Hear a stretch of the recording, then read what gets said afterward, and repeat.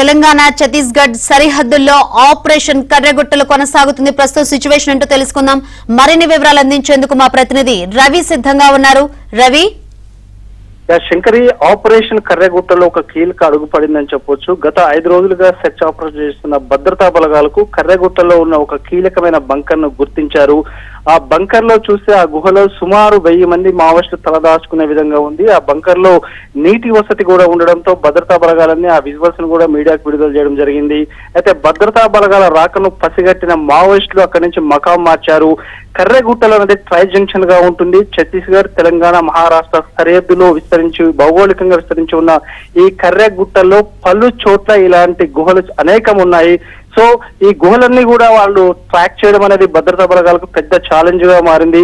5 రోజుల పాటు సుమారు అక్కడ 45 డిగ్రీల ఎండలు ఉండడంతో 100 మంది వరకు కూడా ఈ పారామిలిటరీకి సంబంధించిన జవాన్లు డిహైడ్రేషన్ గురైన పరిస్థితి కూడా ఉంది. సో ప్రతికూల పరిస్థితుల్లో ఒక ఛాలెంజింగ్ టాస్క్ గా వారు గుట్టను ట్రాక్ చేస్తుంటే ఎట్టకేలకు ఒక బంకర్ ను గుర్తించారు.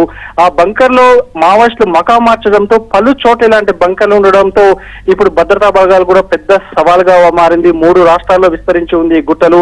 సో అటు వైపు ఛత్తీస్గఢ్ బీజాపూర్ వైపు నుంచి మొదలైన వేట అనేది తెలంగాణ వైపు కూడా ములుగు జిల్లాకు సంబంధించి వెంకటాపురం, అదేవిధంగా భద్రాద్రి కొత్తగూడెం, చెర్ల అటు మహారాష్ట్ర కూడా నలుదిక్కులా కూడా 20,000 మంది భద్రతా బలగాలను కూడా ట్రాక్ చేస్తున్న పరిస్థితి ఉంది.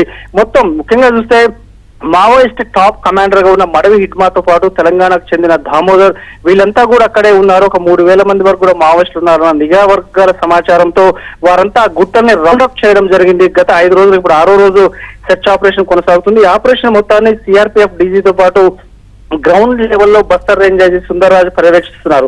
సో మొత్తంగా చూస్తే తెలంగాణ ఛత్తీస్గఢ్ సరిహద్దు అంతా వార్ జోన్ గా మారింది. మావోయిస్టు ఉద్యమం అనేది కూడా ఒక కొన ఊపిరితో ఉన్న పరిస్థితి, క్లైమాక్స్ దశకు వచ్చిన పరిస్థితి. ఇలాంటి నేపథ్యంలో ఆపరేషన్ కగారు తక్షణమే నిలిపివేయాలని కూడా పౌర హక్కుల సంఘాలను కూడా డిమాండ్ చేస్తున్న పరిస్థితి ఉంది. కేంద్ర ప్రభుత్వం మావోయిస్టులతో చర్చలు జరపాలని మధ్యవర్తిగా ఒక 3 పేర్లను ఇప్పటికే పౌర హక్కుల సంఘాలు కూడా ప్రతిపాదిస్తున్నాయి. జగన్మోహన్ సింగ్ ప్రొఫెసర్ తో పాటు అదేవిధంగా హరగోపాల్, మనోరంజన్, ఈ 3 ప్రొఫెసర్లు కూడా మధ్యవర్తిగా వస్తారంటూ కూడా వీళ్ళు ప్లీజింగ్ మోడ్ లో విజ్ఞప్తి చేసినా కానీ అటు కేంద్ర ప్రభుత్వం కానీ ఇటు ఛత్తీస్గఢ్ ప్రభుత్వం కానీ స్పందించిన పరిస్థితి లేదు. సో ఆపరేషన్ కగారు దూకుడుగా కొనసాగుతుంది. వాళ్ళ 6వ రోజు కూడా సెర్చ్ ఆపరేషన్ కొనసాగుతుంది. సో ఈ ఆపరేషన్ లో భద్రతా బలగాలు విజయం సాధిస్తాయా లేదా అనేది చాలా ఉత్కంఠగా మారిన పరిస్థితి ఉంది. శంకరి, అయితే రవి, ఆపరేషన్ కగార్ లో భాగంగా మావోయిస్టుల ఏరివేతకు ఈ ఆపరేషన్ కొనసాగుతుంది. అయితే చర్చలకు సిద్ధమని చెప్పినా గానీ ఇటు కేంద్రం నుంచి ఎటువంటి రెస్పాన్స్ లేదు. మరోవైపు చూసుకుంటే జవాన్లు ఎండ కారణంగా డీహైడ్రేషన్ కు గురైపోయిన పరిస్థితులు అయితే కనిపిస్తుంది. మరి ఈ ఆపరేషన్ ఎంతవరకు ముందుకు సాగే అవకాశం కనిపిస్తుంది? మీరు చెప్పినట్టు పౌర హక్కుల సంఘాలు కూడా సూటిగా ప్రశ్నిస్తున్నాయి. దేశం నడిబొడ్డున రాజ్యమే యుద్ధం చేస్తుంది. 1,00,000 మందికి పైగా బలగాలు, పర్టికులర్ గా ఆపరేషన్ కర్రెగుట్టలో 20,000 మంది బలగాలను మోహరించి ఎవరి కోసం యుద్ధం చేస్తున్నారు? మావోయిస్టుల పేరుతో అమాయక ఆదివాసీలను పొట్టలు పెట్టుకుంటున్నారంటూ కూడా ఇప్పటికే పౌర హక్కుల సంఘాలు ప్రశ్నిస్తున్నాయి. శాంతితో చర్చల పరిష్కారం చేయాలి కానీ ఈ విధంగా ఏకపక్షంగా కాల్పులు చేయడం అనేది ఎంతవరకు సమంజసమని పౌర హక్కుల సంఘాలు, మేధావులు ఎంత ఆందోళన చేసినా గానీ కేంద్ర ప్రభుత్వం నుంచి ఎలాంటి స్పందన లేదు.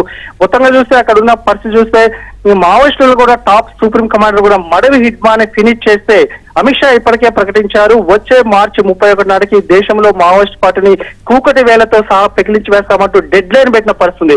కొంతమంది పౌర హక్కుల సంఘాలు ప్రశ్నిస్తున్నారు, మావోయిస్టులకు డెడ్ లైన్ పెట్టిన అమిత్ షా ఉగ్రవాదులకు డెడ్ లైన్ పెట్టొచ్చు, ఫోకస్ అంతా అక్కడ చేయకుండా సరిహద్దులో కాపలాగాల్సిన సిఆర్పిఎఫ్ సంబంధించిన పారామిలిటరీ బలగాలను కూడా దేశం నడిబొడ్డున యుద్ధం చేస్తున్నారు. ఎవరి కోసం యుద్ధం చేస్తున్నారు? కార్పొరేట్ మైనింగ్ కంపెనీల కోసం ఇదంతా చేస్తున్నారంటూ కూడా ఆరోపణలు చేసిన పరిస్థితి.